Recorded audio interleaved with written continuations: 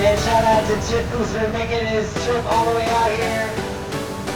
He's born October 13th in Santa Barbara, California. American automobile designer, fabricator, artist, and television personality. Career highlights early start in automotive design. Foose began working with his father's business, project design, and he was doing that at 12 years old, y'all. Painting his first car and learning the craft from a young age. And we're honored to be able to have him out here to show us how he works his magic, y'all. Welcome to Kansas City. Let's go.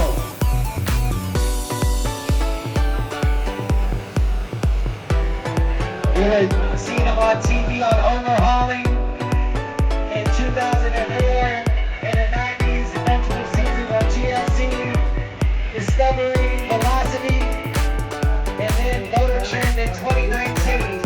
He also appeared on Ultimate Car Build-Off, guest judge, hosting American Icon, The Hot Rod, and contributed designing, working with Pixar Cars films, including original artwork showcase at Disney parks.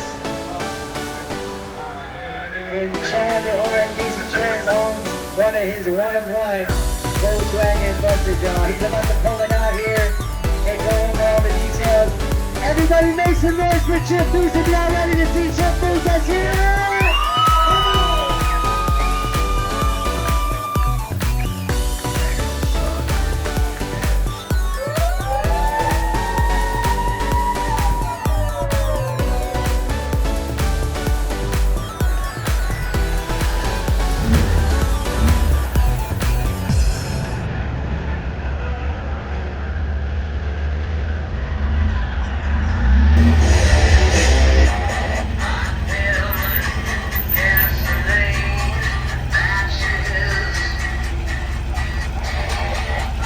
Everybody make some noise for Chip Foose, let's go!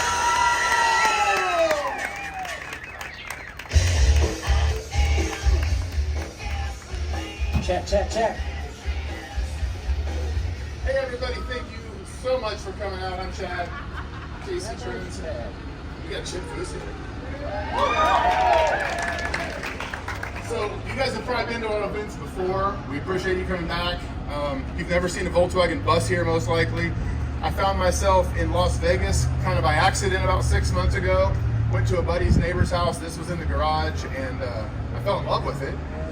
Walked around back, realized it's different. It's a Chip Foose bus, and we worked a deal out that night late, about an hour outside of Vegas. And so I set up a deal where I could get Foose to sign something inside the bus. So we had that set up. We were going to fly to LA and maybe have lunch and get a little autograph on the bus. And I thought it'd be way cooler if we could get him here. So the Hooligan guys are here filming for all their media. And here's Chip. We're going to do a little Q&A after he talks, but anything you got, you want to know, just ask the man himself. Here you go, Chip. Well, first of all, thank you for having me here. How about a round of applause for Casey Trends for bringing us all together today? Now, the bus that is here, we did for a gentleman that his nickname was Hot Dog Fred.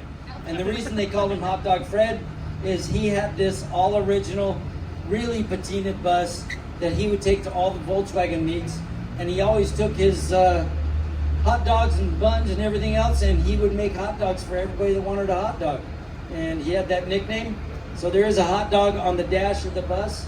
And the whole theme behind this bus, I thought, what if we built a bus that looked like it could have come from Volkswagen designers, and it could have been a concept bus at that time. There's some subtle body modifications. We just tightened the bumpers, fit them to the body, got rid of all the bumper guards, all the bolts, did a little bit of shaping around the front, turned the turn signals from above the headlights down below, hit all the fasteners, put just a straight Volkswagen emblem on the front, pulled the, there's that aluminum trim that's on the side that has a little rubber molding. That's normally way up high on the bus. We pulled that down, I ran it down below so it looked like, it's just a little protection from door dings. And it's got the Volkswagen emblem in the front. I wanted to keep the steel wheels. We went up to 16 inch. We changed the dash a little bit. I peaked the hood like the earlier buses and cut the rear bumper down, plus fit it in and notched it so the deck lid would open up. And then on the stock bus, the bumpers are in one location and the rockers sit really high. So I built new rockers that bolted onto the side to get the bus to be one level on the bottom, brings it down a little bit. And then of course we did a custom interior, and we added the last window over the top of the side windows because that one's not normally there, and added 2 more windows to it. And it was a real fun project to do for Hot Dog Fred.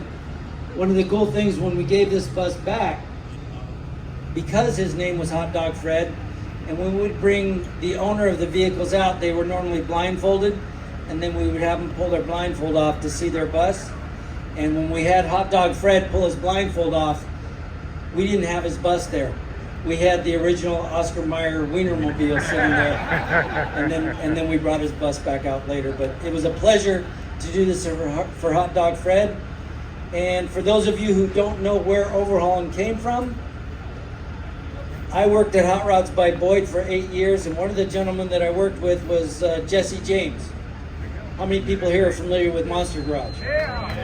Well, Jesse called me one day and he says, and he had already done his show called Motorcycle Mania where he built a bike and went to a show.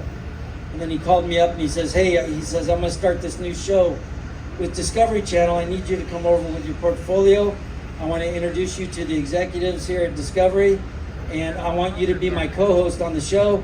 And we're gonna build this, we're gonna build these vehicles, and the show's gonna be called Monster Garage, and we're gonna try and build a car. He said the first vehicle that we're gonna do is gonna be a lawnmower or a Mustang that we're gonna turn into a lawnmower. And the second vehicle is gonna be a Ford Explorer that we're gonna turn into a trash truck.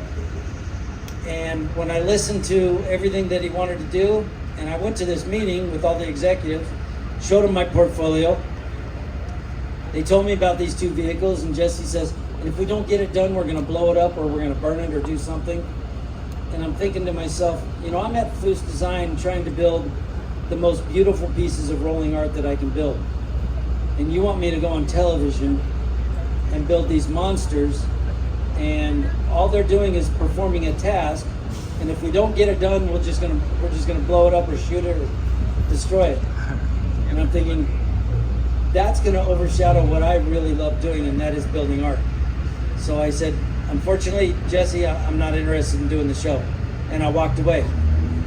And it's probably the best known business I've ever given, because the executives from Discovery liked what they saw, and they sent another producer, Bud Brutzman, to my shop. And when Bud walked in, he says, I'm gonna do a show based on your life, so what's your next car that you're building for a show? And it was gonna be similar to Motorcycle Mania that they did with Jesse, but they wanted to do a car with me. And I said, well, I'm building a 34 Ford Coupe right now, but that's 11 months out before we go to a show. You don't want to film for 11 months. That's kind of ridiculous. I said, why don't I call Ford Motor Company, see if they'll donate a SEMA project, a SEMA vehicle to me, and we'll build that and go to SEMA. And Bud says, what's SEMA? I said, trust me, that's the show you want to go to, because every form of automotive, every type of automobile is there. That's what you want to film. And so I called Jay Mays, who is the director of design for Ford, and he says, well, we're about to release the new Thunderbird. He says, why don't I send you a 2002 Thunderbird? I was supposed to get the car in June, and I had done design work where I figured I could build this car in about 6 months, no problem. But I didn't get the car until September 12th. And I had less than 7 weeks to build that car. I started working 40 hours straight, and then I would sleep for 8, and then I'd work for 40. I did that for 6 weeks, and I did the last 6 days without any sleep. We got the car done. We went to SEMA. Ford gave it Best of Show. After SEMA show, we invited a whole bunch of different cars from the show to come out to the Las Vegas Motor Speedway, and we filmed all these cars going around the track. And that was the pilot episode of what was called Rides. And I lost 27 pounds building that car, trying to get it done. Fear of failure is a great motivator. But Bud finished the show. He gave it to Discovery Channel. They loved it. They said, okay, we want that as a series. Bud came back to me. He says, Discovery wants another one. What are we doing next? I said, no. You about killed me on that one. I said, but here's what I'll do. I gave him a list of 25 different hot rod shops, all the owners' phone numbers that I knew, and I said, call these guys, find out when they're starting their next show or their next build, and you can send a film crew once a month to 25 different shops, and in 10 months you're gonna have 25 episodes. We can't do that with just me. And I should have known that I should have owned that, but I gave it to Bud, and we did 59 episodes of rides. And at the same time, I said, I do have an idea for another show that I'd like to do, similar to Monster Garage, but what I want to do is something of great value when we're done. I thought of Monster Garage as we're building a car to perform a task, and there's no value to the car when it's done. I thought, why don't we do the same thing? Let's build a car in a week, but let's take a car from somebody's garage or side yard that they don't have the money or the means to build their car, but let's build it and give it back to them and give them the ultimate dream. And Bud Brutzman, the producer, had the idea of let's steal the car from him. He wrote up the treatment. Discovery loved it. They ordered 7 episodes right off the bat, and that's where Overhauling came from. And the bus is one of our, shall we say, our children from the show. And I really enjoyed doing the show. I loved it when we were doing the show in 8 days. It was like being at your best friend's garage with all your friends, and we're trying to get this car done so he can make it to school tomorrow. And that's what it felt like the whole time we were building these cars. And we did over 170 cars on Overhauling. For 5 years, we did them in 8 days or less. And then the network thought that it was mean-spirited to do all these pranks on the owners, so they said, we don't want the pranks. So we ended up doing an initial prank, letting them know that we're gonna build their car, and then we built them and gave it to them. But I have to thank Discovery Channel for giving me the opportunity to do the show. And I enjoyed every minute of it. Unfortunately, we're not doing it any longer, but I'm still building cars at Foose Design. And like I say, it's a pleasure to be here. And if anybody has a question, I'll go ahead and answer it. All right, everybody has a question? No questions? Wow, this is easy. We got one here. What was your favorite build from the show? You just asked me what my favorite build from the show was. That's like saying, what's your favorite child? But I would say, at the time that we did Lance Armstrong's GTO with Sheryl Crow, at that time we all thought that Lance Armstrong was, America's superhero. And I thought we got to do our absolute best. And we took that car to the next level. That was probably one of the nicest cars that were ever built on Overhauling. Yes? How about what's the hardest build and what's the easiest build? He asked what the hardest build was and what the easiest build was. The easiest build was we did a brand new, I think it was a 2005 Mustang at the time. And we just put a body kit on it and a couple of graphics and some interior details. We finished that car in 3 days, I think. The hardest build was the Lotus Europa that we did for Jay Leno's friend, and probably the most expensive. We had over 600 grand in that car when we were done. But it was basically from ground up. We built that car. That was I a lot of designed it cash. and built all the suspension, everything. That build was a little over 6 months because we kept waiting for parts. So it was just one that we would work on it when we got parts, and then when we started the show, I told the producers and the network, we can only build cars that we can get parts for. If it's something else, we're going to be waiting. And that's what that car was. But Jay Leno came to the network, wanted to build that car for his friend John, and they agreed. But we waited a long time. It was Lotus was giving us the brand new motor and transaxle, but we had to wait for them to get the parts. And that's why that part took so long. Yes? So what's it like, obviously, it's a little bit different, but you're using your talent and watching their dreams come true. How does that feel? She asked me how it feels to make somebody's automotive dream come true. Well, it takes me back to my childhood because that's what my dad and I did for people. And it's really a pleasure to do something for somebody when it's a surprise. And what I loved about the show is when we initially did it and Bud had the idea of stealing the cars, we could have a car that we just stripped it down. Now we'd go ahead and we'd take spray paint and we'd tag this car up and we'd throw it out in a field and take pictures of it. and then have Chris Jacobs dressed up as a policeman show the owner pictures of this thing out in the field and say, "We found this car, is this yours?" And they would just be so disappointed. "Yeah, that's my car." You know, they just, their dream car, they're just seeing it destroyed out in the field. And Chris says, "Well, we're picking up all the pieces and we're going to bring that to the warehouse, and we'll call you later this week to come and identify it and claim it." And you know, meanwhile, we're building their show car, and then we bring the owner in, and they think they're just going to see a bunch of parts spread out on the floor, and they come in and it's their show car. And when you can do something like that for somebody, and you see them get extremely emotional, because cars become members of the family, and we just gave their family a new life. And when you can do that for somebody, it gives you all the desire and energy to want to do it again and again. So thank you. Yes. She wants to know when I'm coming back to Kansas City. Well, if I don't leave, I can't come back, so I'm going to leave today. I'm not sure when I'll be back, but I will be back. Last night at dinner, you said, I didn't know Lincoln was only 3.5 hours away. Well, Lincoln, Nebraska is only 3.5 hours away, and I go up to Lincoln every once in a while. I've got, I think, 9 cars in that museum right now. 7 are my personal cars, and then 2 are other cars that I've built for other people that are in there. The car we talked about bringing last night, late night. Well, if I'd have realized it was so close, I could have brought my hemisphere here, because it's up at the museum right now. My black truck from overhauling is in the museum. My father's '48 Ford chop top that I helped him on in 1975. We built that. It's in the museum. My P32, which is the 32 Roadster that's themed after a P40 Warbird, that's in the museum. I've got a 32 Ford 5-window coupe that's in the museum. My wife has a 34 3-window coupe. It's in the museum. And my hemisphere is there. And a couple cars that I've built for other customers, but they're close. If I'd have known.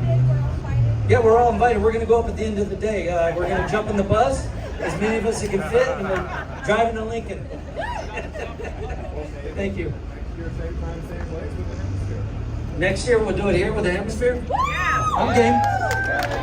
Somebody had a question back here. Yes. Some of my favorite cars that I've driven? Well, I love driving my hemisphere. My P32 is a blast to drive, but my 56 pickup, you know, that one is I would say, emotionally, that's the car that means the most to me. And the reason for that is I bought it originally from my father. It was his truck. But when they stole it, and Bud Brutzman, my producer, hired my dad to run the team, and they built that truck for me. Not only did I get my truck back, but I got a piece of my father's artwork. So I love driving that one. But working with Boyd Coddington, I worked with him for 8 years. And all the cars that we built at Boyd's, we drove on Americruise and Power Tour. So like the Boydster 1, the Boydster 2, the Boyd Air, you know, I drove all those cars cross country and absolutely loved every minute of it. Thank you.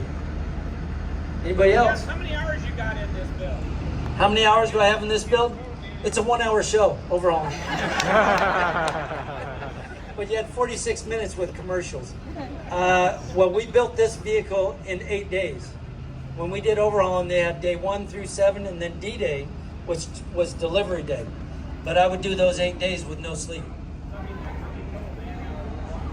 How many hours are in 8 days straight?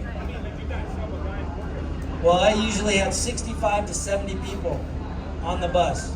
I was the only one that would do the full week with no sleep, but I had different teams. Like, we would bring this into the shop and we would tear it down. I had everybody on tear down, but when we tore it down, I had bins, so certain parts went into different bins.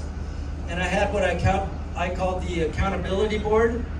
And on the accountability board, there was 72 different chores to do on the vehicle.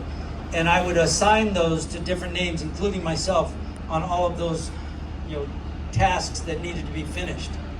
So I would have a certain, you know, all of us would tear it down, but then it went straight to media blast. So we had the media blast. That guy was on call. So if we got this torn down at 2 o'clock in the morning, it went straight there and he would sandblast it and then it would come back. Then I would have metal guys that are gonna help me do all the metal work. And so I had basically 2 days, because the morning of day 3, I had to have the vehicle ready to go to paint. So on day 3, it would go to the paint shop, and I had 48 to 60 hours to do all the paint work, everything, get it finished. Then it would come back, and then we had 2 days to get it assembled so we could have D-Day. But I had different teams that waited around, so I never asked anybody to do more than 2 days without any sleep, but I worked with them also. So it was, all the body guys would work maybe 2 days straight. I didn't ask anybody to go overnight, but a lot of guys tried to stay up with me. So I would have maybe 3 guys that could work around the clock with me. And then we'd get to the paint shop, and I'd have a different team of guys working around the clock there. And then it would come back, and then it was assembly. Now, some of the metal guys that had already stayed up, they went home and crashed for 2 days while I was at the paint shop, and now they would work again, helping us to get it assembled. But I personally did the 8 days with no sleep for 5 years. In the 5 years, we did 87 cars, and every one of those I did the 8 days with no sleep. It was crazy. Like I said, fear of failure. When they got you on television, I wasn't going to fail. So it's D-Day, but we'll be done with the car in 2 days. Yes. Have you done any builds with a smart car? I have never built a smart car, but it's a great idea. That's really smart.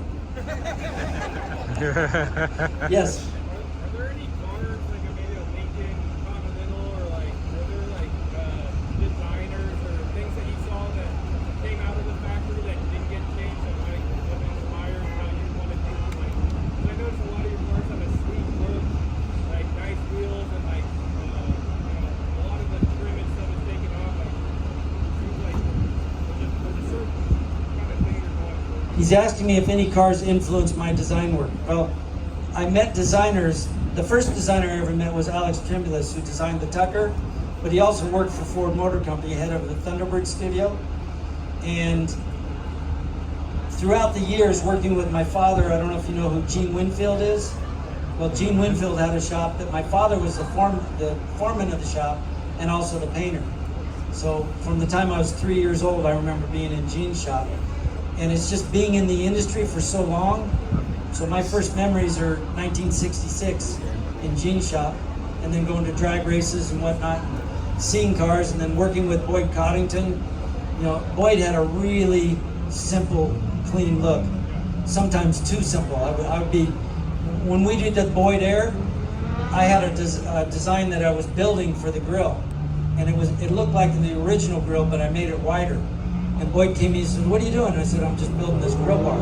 He says, No, I don't want that. I want just a simple bar." So Boyd would make me do some things every once in a while, and every time, when we would talk about color, because he loved red, and I hated red by the time I was done there. But I would say to Boyd, "You sure you want to go red on that?" He said, "Well, what color do you want to do it?" And I'd tell him the color, and then he'd grab me around the shoulder and walk me out front of the shop. He'd say, "What's that sign say?" "Oh, that's by Boyd. When it says Chip, you can do it your color." But Alex Tremulous, who worked with Ford Motor Company, I learned a lot from him, and he worked for the Continental studio, which is what you asked for. And we're building a 57 Continental at the shop right now, but we cut the top off and doing simple modifications and making it very elegant. But my design philosophy is I never want to do anything that I think is trendy. And if I think something is trendy, then I'll avoid it. What I want to do is good design, because I believe good design will last, and I want the vehicle to look great 20 years from now. I don't want somebody to look at it and go, "Oh yeah, I remember in 1995 when everybody was doing that." A lot of cars, like in the 60s and 70s, were designed a lot better in that way. Now it's Well, like you're saying the cars were designed better in the 60s and 70s? Well, just the look and The look, well, I can tell you that designers designed the cars then. Now there's marketing teams, and they come in and they look at what the designers have done, and then they give suggestions. And there's engineers that come in and talk about, well, we can't do that because that's going to be too expensive.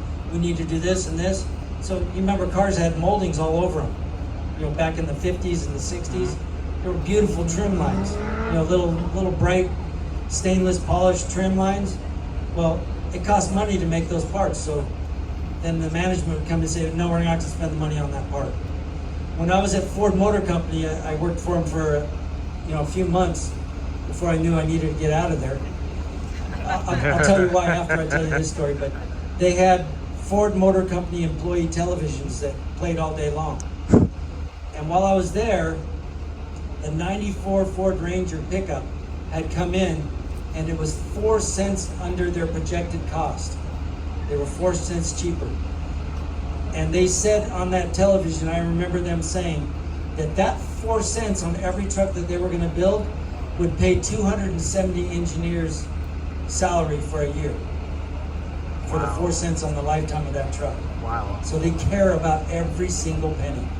And that's why design has changed so much. Back in the 50s, 60s, in the early 70s, the designers were still designing cars. And that's when I think it was the golden era of design. And I'll tell you why I didn't stay at Ford. My first day I came into Ford Motor Company, and they gave me my cubicle that I was going to sit in. And I went over there and I said, okay, where do I get my art supplies? And they told me the window that I needed to go to downstairs. And I go down to that window, and I gave him my list of everything that I needed. And he puts it all in a box, and I said thank you, and I picked up the box.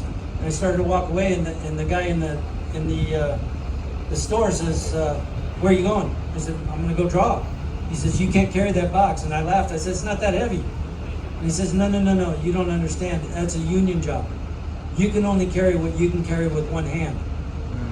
So I grabbed a couple pens and one pad of paper with one hand, and I went back to my cubicle, and I waited about 45 minutes for a guy to show up with my box. It had to be a union person bringing my box to me. And so I start drawing, and the guy next to me in the cubicle next to me, his name was Dave.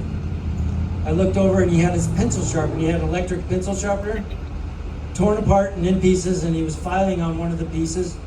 And then I looked over later and he had it together and he was sharpening his pencil. And then I looked over and he had it torn apart. He was filing on it again, and then he had it together. It didn't shake anymore. And when he put his pencil in, he just sharpened his pencil, and I thought, I got to get out of here. I didn't stay. Anybody? Yes? What's your favorite part of the entire process? Do you like the design, the fabrication, interior? What's your favorite? He just asked me what my favorite part of building a car is. Whether it's design, the building, or what it is. My favorite part is when we finish the car and we're giving it to the owner. And this goes back to overhauling. When we did the first episode of overhauling, and the first one, I wanted the owner to come in and help, and then realize while he's helping us that this is his car. And it was Monday night, and we had gone over time where we had told the friend of the owner when to bring him in. The prank was that we had borrowed his car to film a commercial, and we had 2 cars there. We had a nice one and then his, so it looked like the polish was making it really nice, even though the color changed everything. But his friend kept him at a bar watching Monday Night Football, and I think he had a few too many beers before he came back. And when he came in, I handed him his license plate to put on the car. Now, I would think that anybody with a 71 Chevelle would know what their license plate number was. So he's bolting this license plate on the back of his car, and I said, does that look familiar? Nope. Come on, how's he gonna realize? We had to tell him that was his car. So the producer didn't like that idea. So the next one, he said, we're gonna bring him out and have him pull a blindfold off to see his car for the first time. So we get the car in position, and then Bud Rutzman, the producer, tells me, he says, okay, go back into that room, and after we introduce it or show him the car, we're gonna bring you out and introduce you to him. And I said, I'm not going in there. I said, the whole reason that I build a car is my favorite moment is the owner's expression when they see the vehicle. So I said, I'm gonna stand behind the main cameraman so I can look, because he's focused in, he's zoomed in on his face. So I stood right behind the main camera where it's focused in on the owner's face. So when they pulled their blindfold off, I could see their expression and how they felt about their car. That's my favorite moment. Yes.